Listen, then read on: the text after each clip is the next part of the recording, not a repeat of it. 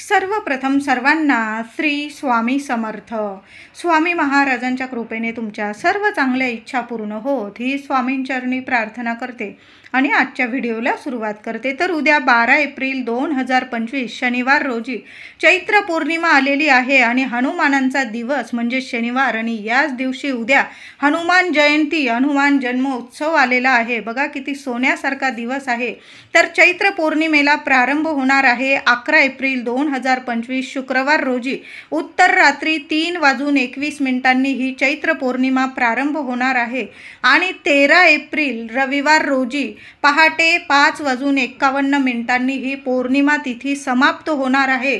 बघा 12 एप्रिलला संपूर्ण दिवस रात्र ही पौर्णिमा तिथी असणार आहे. सोन्यासारखा दिवस आहे, मोठी पौर्णिमा आहे, हनुमान जयंती उत्सव आहे. ही संधी अजिबात सोडू नका. छान दिवस आहे, भरपूर सेवा उपासना आपल्याला करायची आहे. हिंदू मराठी नवीन वर्षाची पहिली मोठी पौर्णिमा म्हणजे देवी लक्ष्मीला आपल्या कुलदेवीला हा दिवस समर्पित आहे. हनुमान जन्म उत्सव मोठ्या उत्साहाने संपूर्ण भारतात चैत्र पौर्णिमा हनुमान जयंतीचा हा दिवस साजरा केला जातो.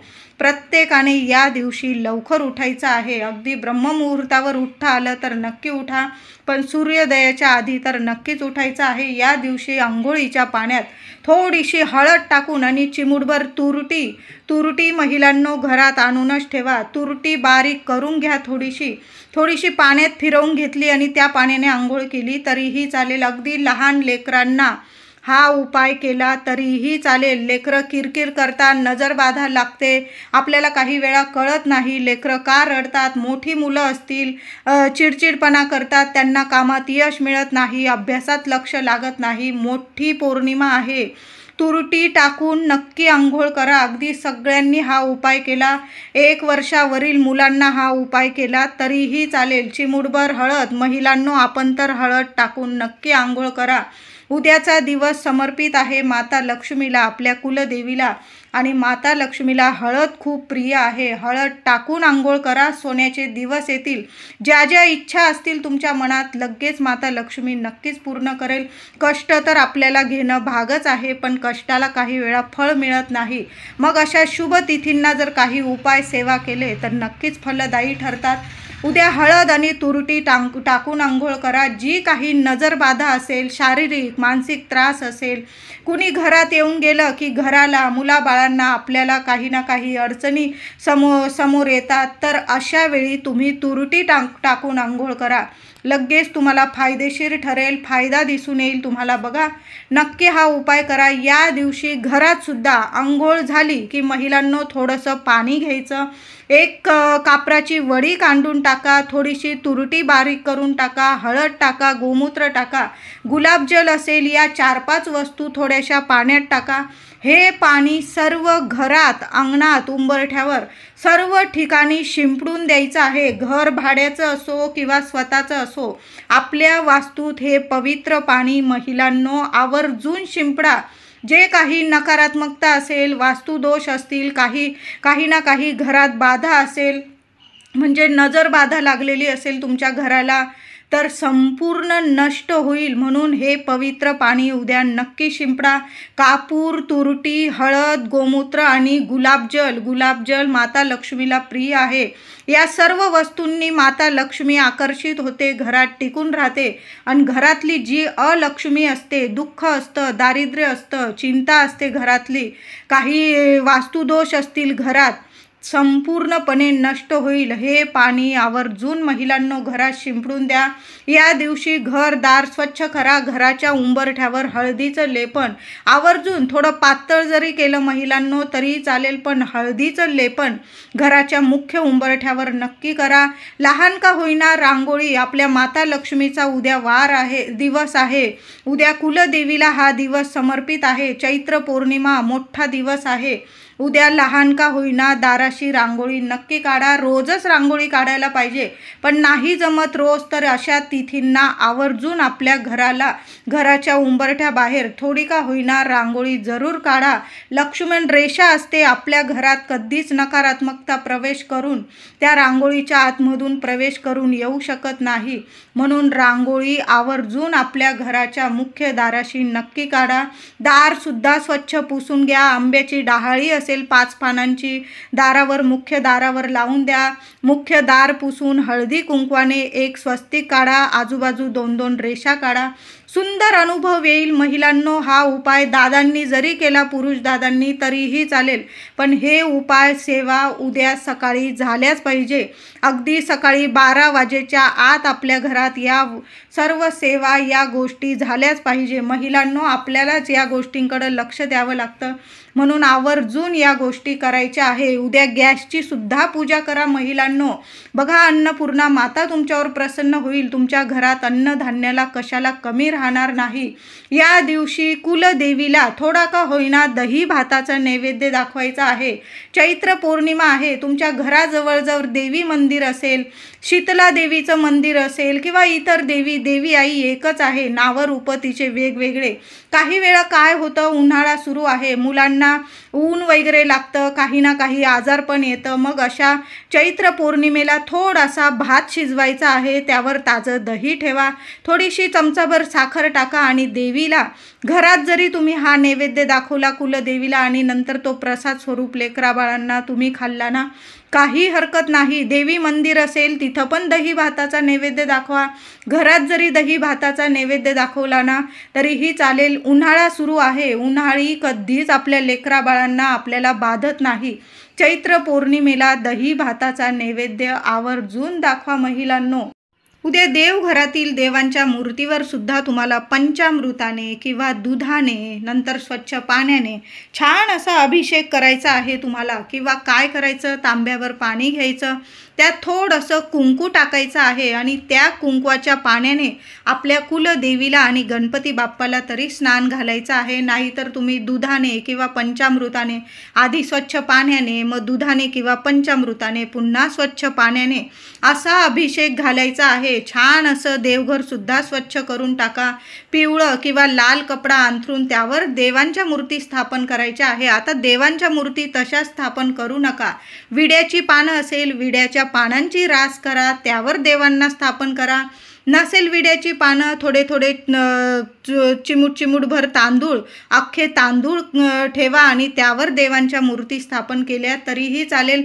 नंतर दुसऱ्या दिवशी ते तांदूळ तुम्ही पक्ष्यांना घालू शकता किंवा त्याची खीर वगैरे केली तरीही चालेल. उद्या चैत्र पौर्णिमा आहे, मोठा दिवस आहे. महिलांनो, देवघरात मंगल कलशाची स्थापना जरूर करायचा आहे. तुम्ही जरी आधीचा कलश भरलेला असेल, नारळ चांगला असेल तर तोच धुवून घ्या. स्वच्छ कलश घसून घ्या, स्वच्छ पाणी भरा, रुपया टाका, एक नाणं टाका, थोड्याशा दुर्वा असतील दुर्वा टाका, हळदी कुंकू, छान अशी कलशाची पूजा करायची आहे. नारळ शेंडी वर आली पाहिजे. 5 आंब्याची पानं किंवा विड्याची पानं ठेवा. छान असा कलश भरा. कलशाखाली थोड्याशा अक्षता ठेवा. कुलदेवीचं नामस्मरण करा आणि कलश स्थापन करायचा आहे. बघा, कुलदेवी आपल्या घरादारावर, लेकरा बाळांवर कधीच कुठलं संकट येऊ देत नाही. म्हणून आपल्या घरात, देवघरात मंगल कलशाची स्थापना उद्या जरूर करायचा आहे. मोठा दिवस आहे. आधीचा नारळ खराब झालेला असेल, नवीन नारळाचा कलश भरायचा असेल, आवर्जून नवीन नारळ ठेवा. कलशाच्या नारळाला तडा गेलेला असेल, कोंब आलेला असेल, तुम्ही तो निर्माल्यात टाका, विसर्जन करा. किंवा कोंब आलेला नारळ असेल एखाद्या कुंडीत लावून द्या. नवीन नारळ घेऊन या, धुवून चून छान कलशाची स्थापना करायची आहे. कलशावर एखादी वेणी लावा. साक्षात देवी लक्ष्मीचं प्रतीक आहे. कलश म्हणजे लक्ष्मी नारायणाचं प्रतीक आहे. छान कलश पूजन करायचं आहे. उद्या आवर्जून कलश पूजन करा महिलांनो.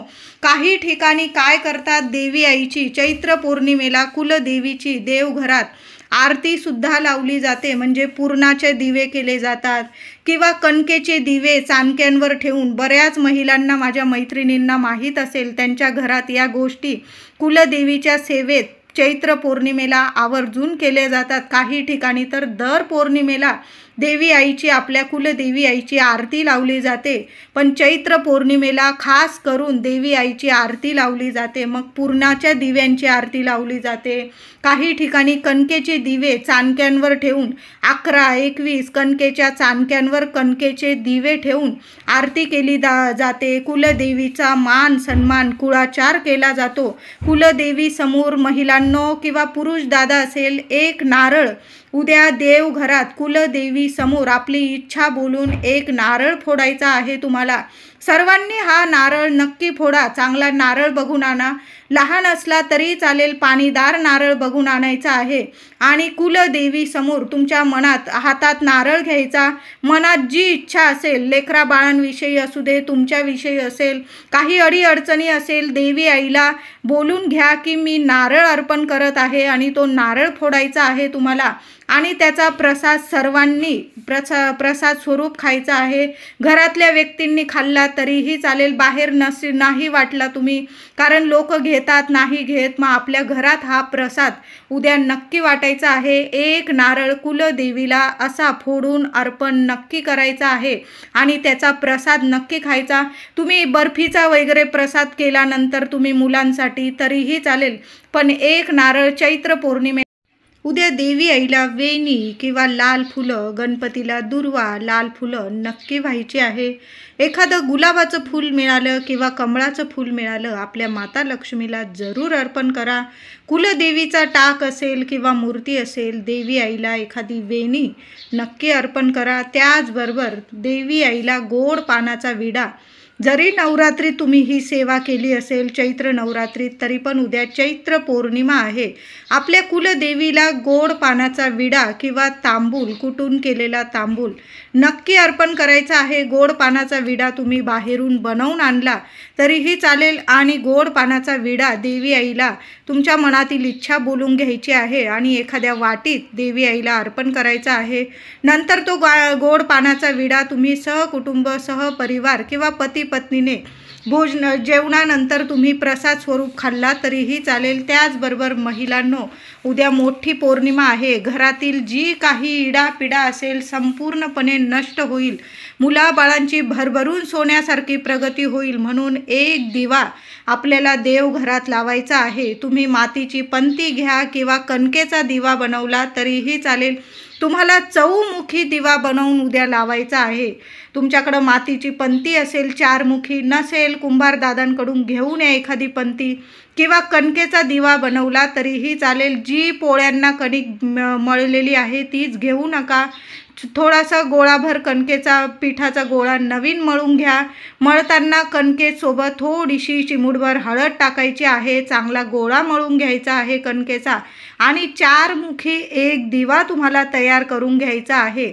चांगला दिवा बनवून घेतल्यानंतर एखाद्या ताटलीत तो दिवा ठेवायचा आहे आणि दिव्यात तुम्हाला दुहेरी वाती टाकायच्या आहे. त्यात तुम्हाला तिळाचं तेल किंवा मोहरीचं तेल टाकायचं आहे आणि दिव्याची छान पूजा करायची आहे. हळद, कुंकू, फुलं, अक्षता वाहून दिव्याची पूजा करायची आहे. दिव्यात 2 लवंगा टाकायच्या आहे. दिव्यात सुद्धा चिमूटभर हळद टाकायची आहे तुम्हाला आणि एखादी कापूरवडी, भीमसेन कापराचा तुकडा असेल तरीही चालेल. 2 लवंग, चिमूटभर हळद आणि भीमसेन कापराचा तुकडा किंवा साधा कापूर असेल, 1 कापराची वडी त्या दिव्यात टाकून द्यायची आहे.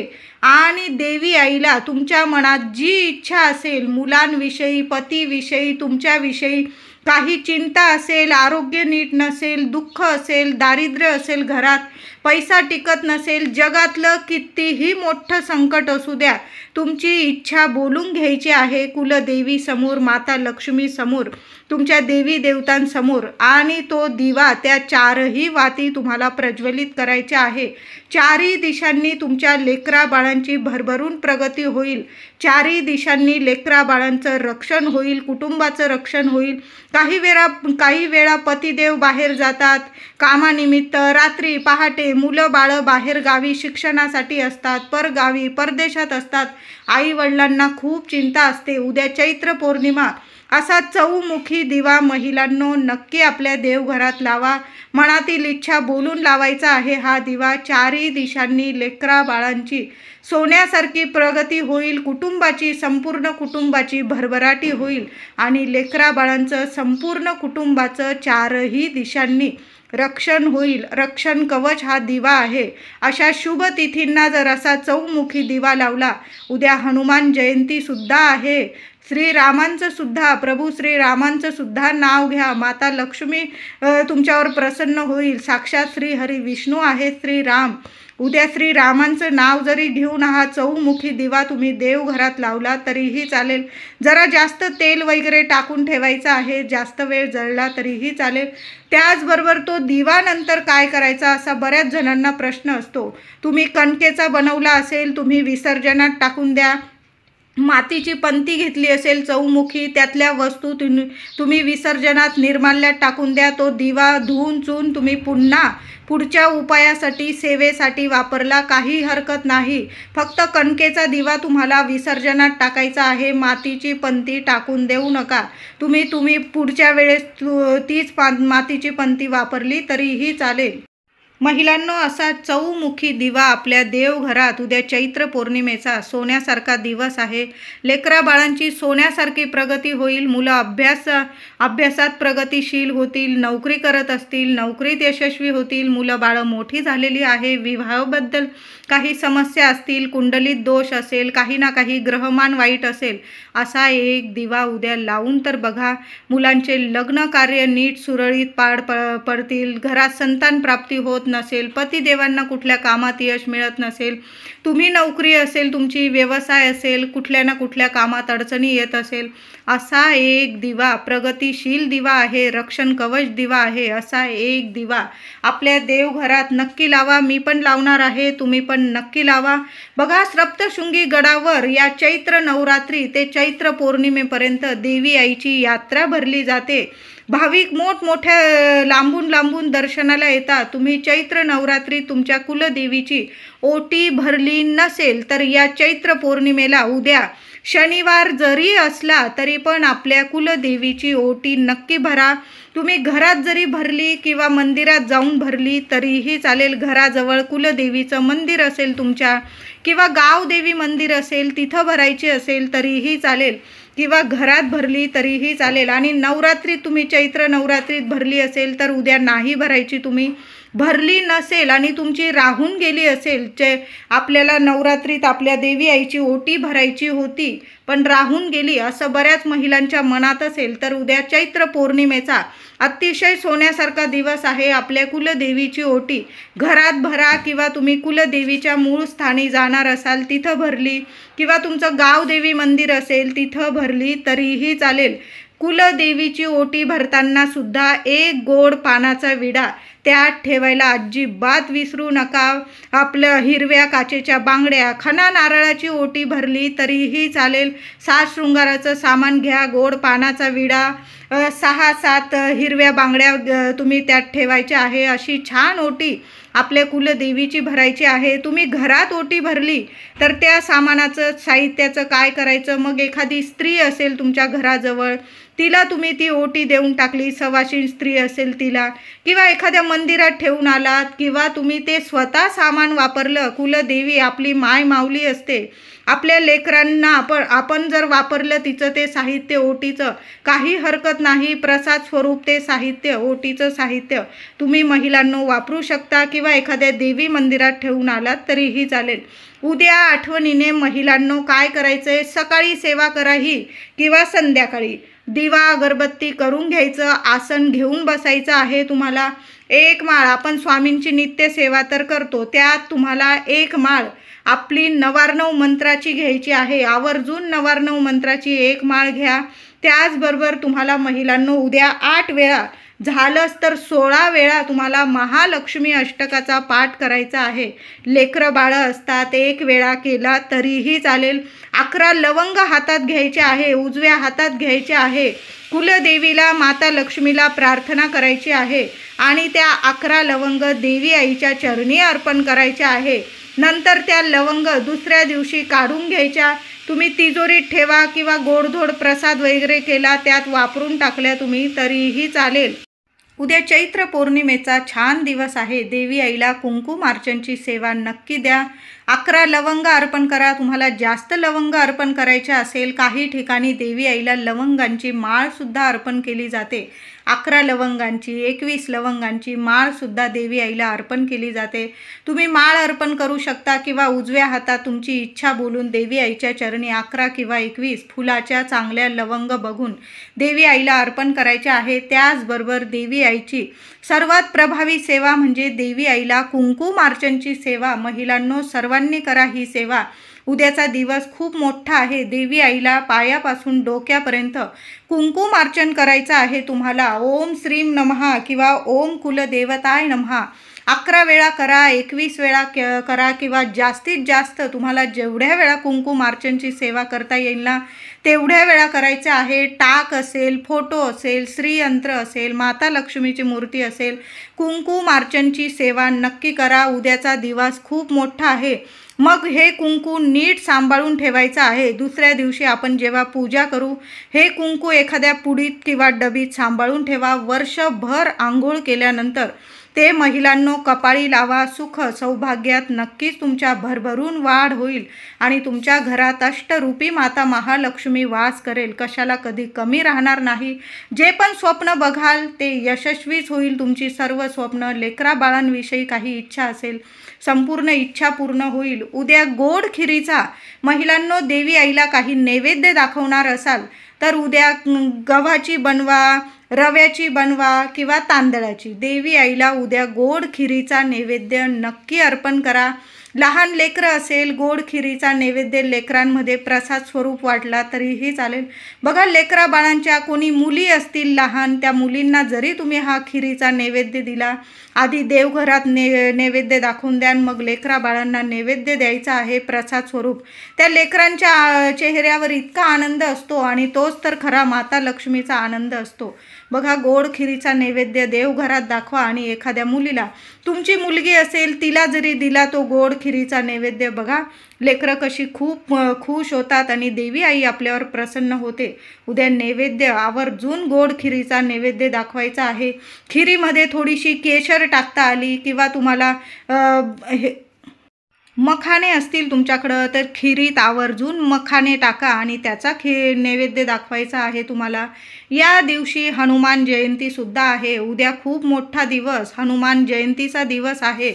अगदी उठल्यापासून डोळे उघडताच जय श्रीराम बोलून उद्या दिवसाची सुरुवात करायची आहे. रामांचे नामस्मरण करा, प्रभू श्रीरामांचे नामस्मरण करा. तुमच्या दरवाजावर किंवा तुमच्या घरात कुठं हनुमानांचा फोटो लावलेला असेल, आता दक्षिणमुखी दार असेल तिथंच हनुमानांचा फोटो लावतात असं नाही.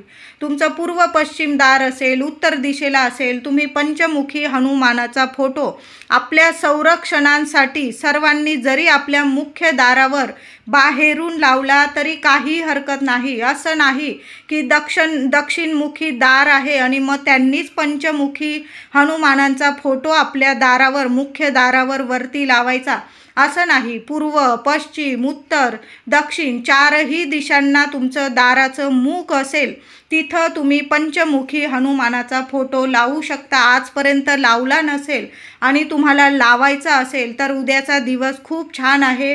फोटो घेऊन या. उद्या छान पुसून वगैरे घ्यायचा आहे. शेंदूरचा टिळक लावायचा आहे. पायाशी सुद्धा शेंदूर लावा. जय श्रीराम बोलून उद्या आपल्या मुख्य दारावर बाहेरून पंचमुखी हनुमानाचा फोटो लावून द्यायचा आहे. आधीचा लावलेला असेल उद्या स्वच्छ पुसून घ्यायचा आहे. उतरवू नका फोटो फक्त तिथल्या तिथं स्टूलवर वगैरे उभं राहून फोटो पुसून घ्यायचा आहे. एकदा फोटो लावला की तो उतरवायचा नाही. तो फोटो पुसून घ्यायचा आहे, फुलहार घालायचा आहे. तुम्हाला छान अशी पूजा करा, धूप दीप ओवाळून घ्या, जय श्रीराम बोलून नमस्कार करून घ्यायचा आहे. बघा, ज्या घरात श्रीरामांचं नामस्मरण होतं त्या घरात हनुमानांची कृपा, अखंड कृपा राहते. त्या घरावर कधीच कुठली बाधा प्रवेशसुद्धा करू शकत नाही. उंबरठ्यावर तुमच्या कधीच कुठली नजर बाधा असू द्या, भूत पिशाच कुठलीही बाधा असू द्या, कोणीच तुमच्या घराच्या उंबरठ्यावर सावलीला सुद्धा उभं राहणार नाही. उद्या प्रभू श्रीरामांचं नामस्मरण करत राहा. या दिवशी घराजवळ एखादं पिंपळाचं झाड असेल, छान असं पिंपळाचं पूजन करायचं आहे, पाणी अर्पण करा. एखादा गुळाचा खडा पिंपळाच्या झाडाखाली नक्की ठेवून यायचा आहे. जसा जसा पिंपळाच्या झाडाखाली किडे मुंग्या तो गुळाचा खडा खातील, तसं तसं तुमच्या आयुष्यातील दुःख, संकट, काळजी, आरोग्य नीट नसेल, काही आजारपण असेल, संपूर्ण नष्ट होईल. उद्या पिंपळाचे पूजन करा. उद्या शनिवार आहे, पिंपळाला स्पर्श करायचा आहे. बरेच जण विचारतात पिंपळाला कधी स्पर्श करायचा, तर शनिवारी स्पर्श करायचा. उद्या हनुमान जयंतीचा दिवस आहे. साक्षात लक्ष्मी नारायण वास करता पिंपळामध्ये. उद्या पूजन करून घ्या, स्पर्श करा. 21 प्रदक्षिणा घालायच्या आहे. ओम नमो भगवते वासुदेवाय नमः, नाहीतर जय श्रीराम जय श्रीराम. उद्या पिंपळ पूजन करताना सुद्धा तुम्ही रामांचं, प्रभू श्रीरामांचं नामस्मरण केलं तरीही चालेल. उद्या हनुमान जयंती, सकाळी किंवा संध्याकाळी हनुमान मंदिरात जायचं आहे. बरोबर जाताना 11 किंवा 21 उडदाचे, काळ्या उडदाचे दाणे बरोबर घेऊन जा. थोडं तेल बरोबर घेऊन जा. चमेलीचं नसेलच तर मग तिळाचं नेलं, मोहरीचं नेलं तरी काही हरकत नाही. चमेलीचं बघा मिळून जाईल तुम्हाला. नाहीच मिळालं तर तेल, तुम्ही दुसरं तेल नेलं, अगदी तिळाचं असेल, मोहरीचं असेल तरीही चालेल. बरोबर तेल घेऊन जा. गूळ फुटाणे बरोबर अवश्य घेऊन जा. बाकी नैवेद्य तुम्ही मोतीचुराचे लाडू, ऑरेंज कलरचे तुम्हाला मोतीचूरचे लाडू मिळाले तर मोतीचूरचे लाडू बरोबर घेऊन जा. पण गूळ आणि फुटाणे अवश्य बरोबर घेऊन जा. गूळ फुटाणे हनुमानांना खूप प्रिय आहे. मोतीचूरचे लाडू घेऊन जा. बुंदी, जिलेबी, तुम्हाला जो नैवेद्य दाखवायचा आहे देवांना सर्व प्रिय आहे, पण गूळ फुटाणे खूप प्रिय आहे. 5 रुईच्या पानांची माळ तिथं मंदिरात तुम्हाला मिळून जाईल आणि तुम्हाला न्यायचा आहे बरोबर 1 दिवा. मग तुम्ही मातीची पंती घेतली तरीही चालेल. आधीची असेल धुवून स्वच्छ घ्यायची आहे. त्यात तुम्हाला दुहेरी वाट टाकायची आहे. तेलाचा दिवा लावायचा आहे तुम्हाला हनुमान मंदिरात. पूजा नीट करून घ्यायची आहे. देवांना उडदाचे दाणे, तेल अर्पण करायचं आहे. त्याचबरोबर रुईच्या पानांची माळ अर्पण करायचं आहे. गूळ फुटाण्याचा नैवेद्य दाखवायचा आहे आणि हनुमानांसमोर तुम्हाला जय श्रीराम बोलून तो दिवा लावून घरी यायचं आहे. मनात तुम्हाला जी इच्छा असेल तुम्ही बोलून घ्या. नाही बोललात तरी श्रीराम, हनुमान सर्व काही जाणतात. आपल्या भक्तांच्या मनोकामना काय आहेत, काय दुःख आहे, काय चिंता आहे, प्रभू श्रीरामांना सर्वांची चिंता आहे.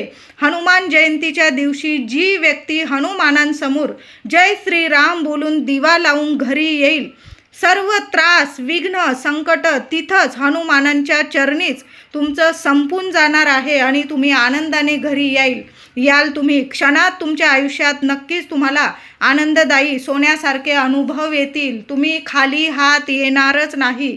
मी सांगते तुम्हाला, जय श्रीराम बोलून तुम्ही हनुमानांच्या मंदिरात चरणांजवळ तुम्ही दिवा लावून यायचा आहे. हनुमानांच्या चरणी तुम्हाला प्रभू श्रीरामांचं नाव घेऊन तुमची इच्छा बोलून घरी यायचं आहे. तुम्ही 100 काय 1000% सांगते, तुम्ही उद्या खाली हात येणार नाही. तुमची प्रत्येक इच्छा, जगातलं कितीही मोठं संकट असू द्या तुमच्यावर, तुमची प्रत्येक इच्छा पूर्ण होणार आहे. प्रभू श्रीरामांचं नाव घेऊन उद्या हनुमानांसमोर एक दिवा प्रज्वलित करून तर बघा, खाली हात तुम्ही येणार नाही. त्याचबरोबर तुम्हाला काही त्रास असेल तर काय करायचं, एका मातीच्या पंतीत किंवा एखाद्या वाटीत थोडंसं तिळाचं किंवा मोहरीचं तेल घ्या. त्यात तुमचा ज्या व्यक्तीला त्रास आहे त्या व्यक्तीने स्वतःचा चेहरा बघून घ्यायचा. 2 मिनिटं तरी शांत चित्ताने स्वतःचा चेहरा बघायचा. चेहरा बघताना तुम्हाला जी चिंता आहे, अडचण आहे, संकट आहे, विघ्न आहे, ते त्या तेलात तुम्हाला मनातल्या मनात बोलायचं आहे आणि ते तेल घेऊन हनुमान मंदिरात जायचं आणि तिथं हनुमान मंदिरात, प्रत्येक मंदिरात एक मोठा दिवा प्रज्वलित असतो. त्या दिव्यात तुम्हाला ते तेल टाकून द्यायचं आहे. क्षणात तुम्ही संकटमुक्त होणार आहात. उद्या तर तुम्ही संकटमुक्त होणारच आहात, कारण उद्या प्रत्येकजण आपण हनुमानांच्या जवळ श्रीराम जय श्रीराम बोलून एक दिवा लावणार आहोत. त्याचबरोबर खूप त्रासात असाल तर एक नारळ, ज्या व्यक्तीच्या जीवनात त्रास, चिंता, नजरबाधा असेल, अभ्यासात लक्ष लागत नाही मुलांना, पतिदेवांना काही अडचणी असतील तर काय करायचं, एक नारळ त्या व्यक्तीवरून 7 वेळा डोक्यापासून पायापर्यंत नीट ओवाळून घ्यायचं घड्याळाच्या दिशेने आणि हनुमान मंदिरात जाऊन हनुमानांच्या चरणी ते नारळ ठेवून यायचं आहे. मुलांना दृष्ट लागलेली असेल, मुलांवरून सुद्धा तुम्ही एक नारळ उतरवू शकता. आता प्रत्येकालाच नारळ परवडत नाही, मग काय करायचं आहे महिलांनो, तुम्हाला जर परवडत असेल प्रत्येक व्यक्तीवरून नारळ उतरवून टाकायला, तर मग मुलांवरून, पतीवरून, स्वतःवरून एक एक नारळ उतरवून घ्यायचा. घरावरून उतरवलं तरीही चालेल, मोठी पौर्णिमा आहे आणि हनुमानांच्या चरणी ते सर्व नारळ, म्हणजे ज्या व्यक्तीच्या डोक्यावरून नारळ उतरवलेला आहे त्या व्यक्तीच्या हाताने ते नारळ हनुमानांच्या चरणी अर्पण करायचं आहे. आता प्रत्येकाला नारळ परवडत नाही, मग अशा वेळी काय करायचं, एक तुरुटीचा खडा घ्यायचा आहे आणि मुलांवरून, पतीवरून वेगवेगळा तुरुटीचा खडा डोक्यापासून पायापर्यंत 7 वेळा ओवाळून घ्यायचा. चूल वगैरे असेल त्यात तुम्ही अग्नीत टाकून दिला किंवा वाहत्या पाण्यात टाकून दिला तरीही चालेल. क्षणात मुलांची दृष्ट नजरबाधा लगेच उतरून जाईल. बाधा उतरवण्यासाठी तुरुटी खूप प्रभावी असते.